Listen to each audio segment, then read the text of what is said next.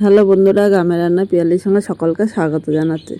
আজকে উচ্ছে দুর্দান্ত দুটো রেসিপি তোমাদের সাথে শেয়ার করব। ভিডিওটা স্কিপ করবো না, প্রথম থেকে শেষ পর্যন্ত দেখা অনুরোধ রইল। এইভাবে উচ্ছেটা রান্না করলে কিন্তু একটু তেতো লাগে না। যারা তেতোর ভয় খেতে চায় না, এইভাবে রান্না করলে কিন্তু তারা বারবার বললো এইভাবেই করার জন্য। তাহলে কীভাবে করলাম চলো দেখে নেওয়া যাক। ভিডিওটা স্কিপ করবো না, প্রথম থেকে শুরু পর্যন্ত দেখার অনুরোধ রইল। এখানে আমি 5টা করলা নিয়েছি। অনেকে করলা বলে, অনেকে উচ্ছে, মানে যেটা তোমাদের সুবিধা। এবার এই করলাগুলো দেখো আগের থেকে কিন্তু পরিষ্কার জল দিয়ে আমি ভালো করে ধুয়ে নিয়েছি। এবার গ্রেটারের সাহায্যে এইভাবে আমি গ্রেট করে নেব। আমি শুধু খোসাটা নেব, আর ভেতরে যে দানাটা আছে দানাটা কিন্তু ফেলে দেবো, কারণ দানাটা কিন্তু আমার একটুও ভালো লাগে না।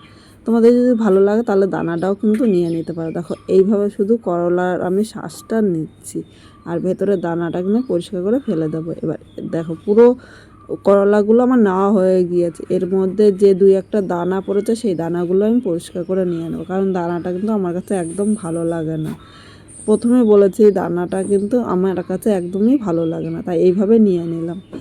এবার এই করলাগুলো দেখো হাতের সাহায্যে এর যে রসটা আছে ভালো করে আমি এইভাবে ফেলে দিলাম। এই রসটা কিন্তু ফেলবো না, এই রসটা কিন্তু আমি রেখে দেবো।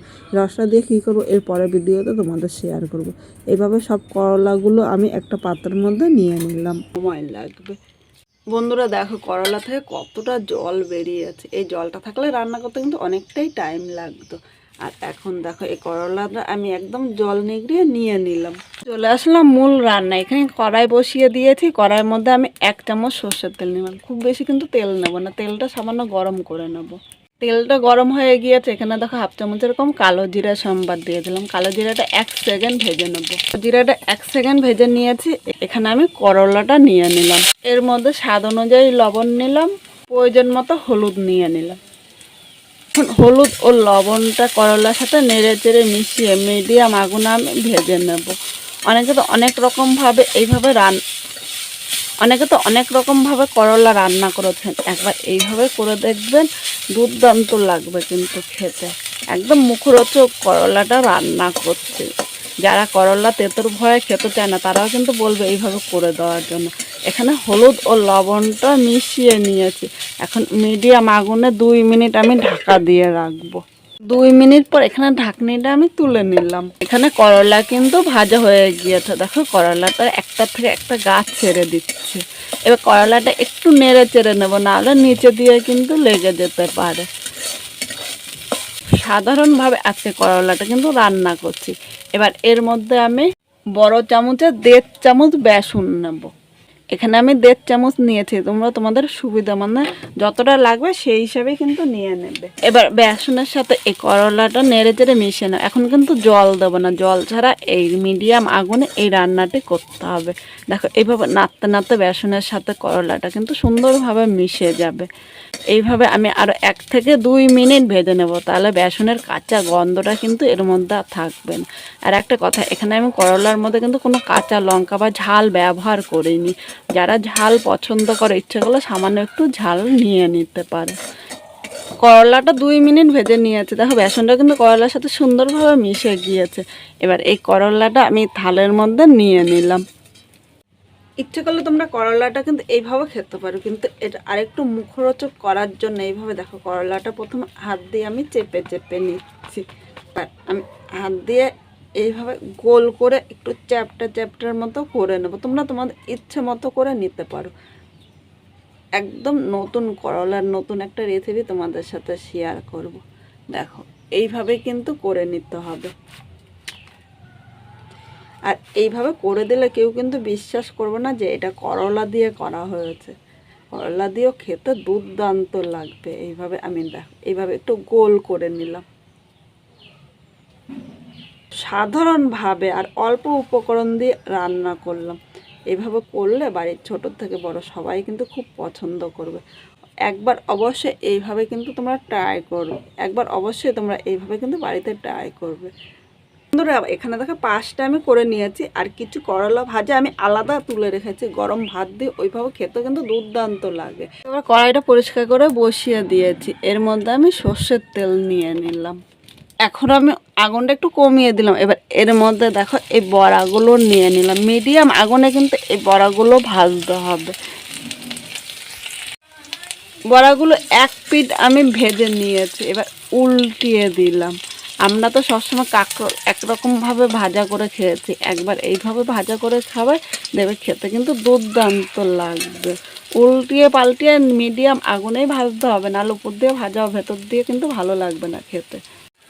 আমার মতো তোমরা কিন্তু বাড়িতে অবশ্যই একবার ট্রাই করবে, আর এইভাবে করে দিলে সবাই কিন্তু বলবে যে এইভাবেই করার জন্য। এটা করে দুই রকমভাবেও খেতে পারো, রান্না করে ওইভাবেও খেতে পারো বা এইভাবে বড়াটা করেও খেতে পারো।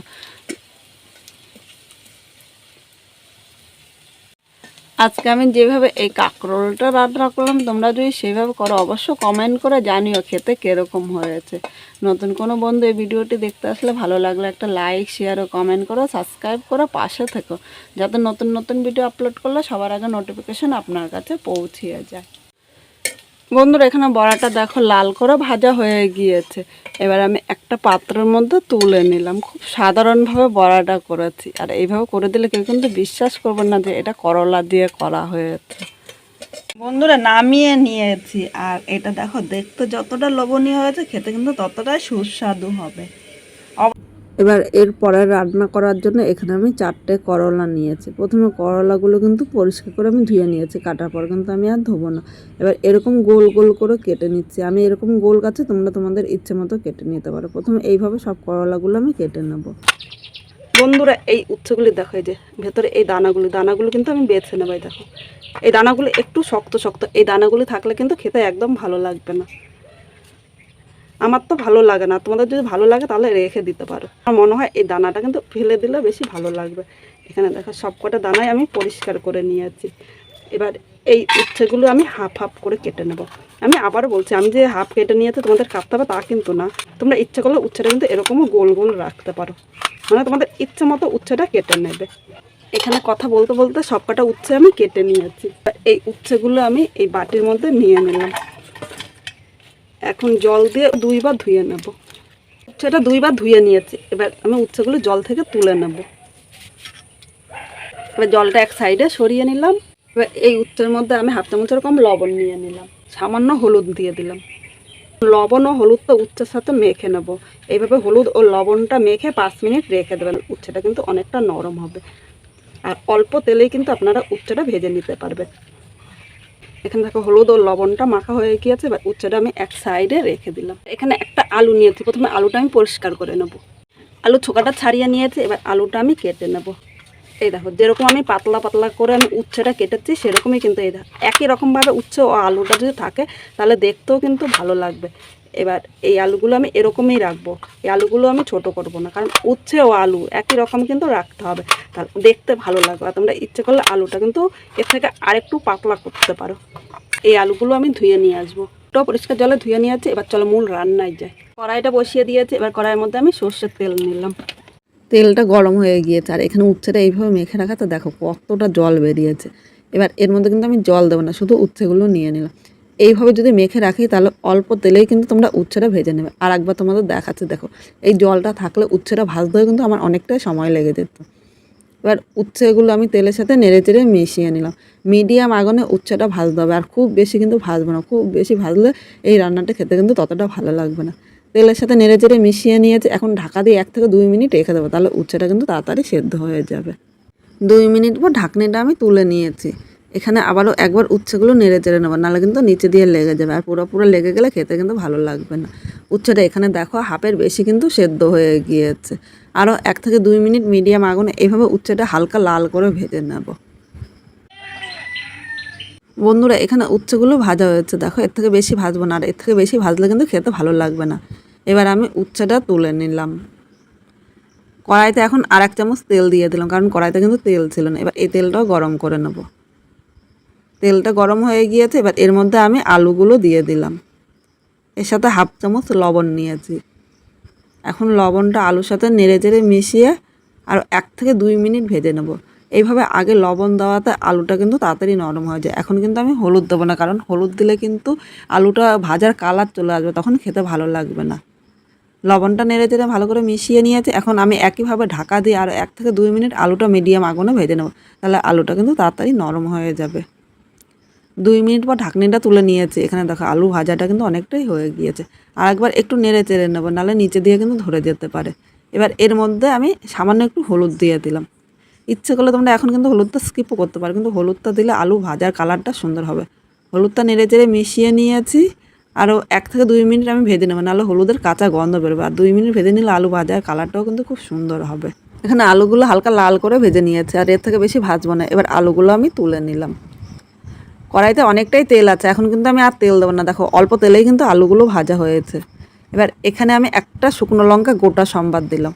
অনেকে বলে তেঁতুর মধ্যে লঙ্কা মানে ঝাল বেশি পছন্দ হয় না বা ঝাল খায় না, তার জন্য এই জায়গায় আমি একটা শুকনো গোটা লঙ্কা দিয়েছি। ইচ্ছে করলে এই লঙ্কাটা তোমরা স্কিপও করতে পারো। ও হাফ চামচ রাঁধুনি সম্বাদ দিয়েছি। 1 সেকেন্ড আমি ভেজে নেব। 1 সেকেন্ড ভেজে নিয়েছি। এর থেকে দেখো মিষ্টি একটা গন্ধ বেরিয়েছে। এবার এর মধ্যে আমি হাফ চামচ আদা বাটা দিয়ে দিলাম। আদা বাটার পরিবর্তে তোমরা আদাটা কিন্তু গেটেও করে নিতে পারো। এবার সামান্য একটু জল দিলাম, যেহেতু শুধু আদা দিয়েছি, আর সামান্য একটু জল দিয়ে মশলাটা কিন্তু সুন্দরভাবে কষানো হবে।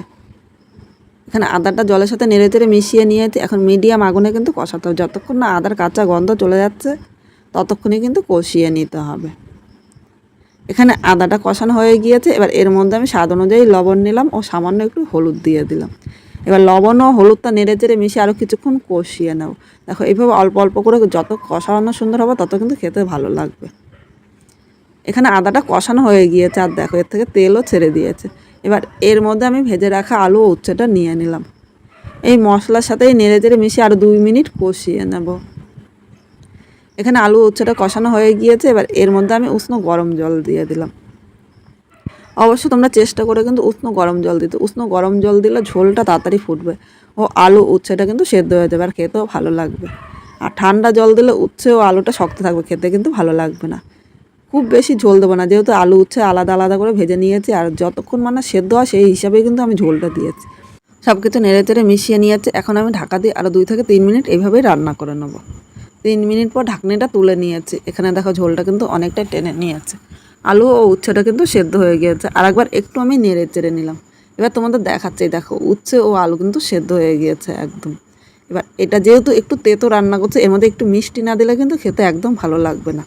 আর এই মিষ্টি দিলে কিন্তু এর মধ্যে যে তেতো ভাবটা থাকে সেই ভাবটা কিন্তু থাকবে না। অনেকে তো অনেক রকমভাবে উচ্ছে রান্না করেছে, একবার শুধু এইভাবে রাঁধুনি সম্বাদ দিয়ে উচ্ছে রান্না করে দেখতে পারে, খেতে কিন্তু দুর্দান্ত লাগবে। আর বাড়ির ছোটোর থেকে বড় সবাই কিন্তু পছন্দ করে, কারণ এটা খেতে এতটাই সুস্বাদু হয়। গরম ভাতে শুধু এই দিয়ে কিন্তু এক ভাত খাওয়া হয়ে যাবে। আজকে একদম নতুনভাবে তোমাদের সাথে উচ্ছেটা রান্না করে দেখালাম, কীরকম লাগলো কমেন্ট করে জানাতে কিন্তু ভুলো না। এখানে উচ্ছেটা হয়ে গিয়েছে, আর এর থেকে ঝোল টানাবো না, গা মাখা ঝোল হলে কিন্তু খেতে ভালো লাগবে। এবার আমি নামিয়ে নিলাম।